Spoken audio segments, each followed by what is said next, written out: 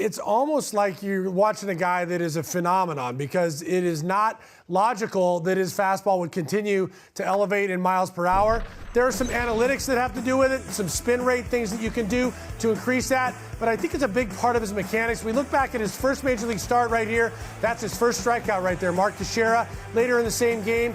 Soriano right here gets him on a low fastball.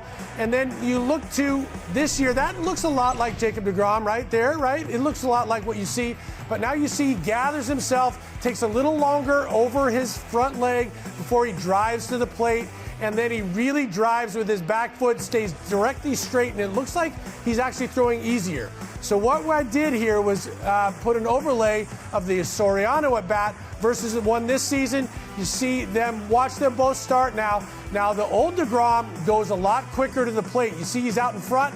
That causes him to fall off a little bit more. Now at completion right there, you see Jake now is directly in line. He barely falls off towards the first base side.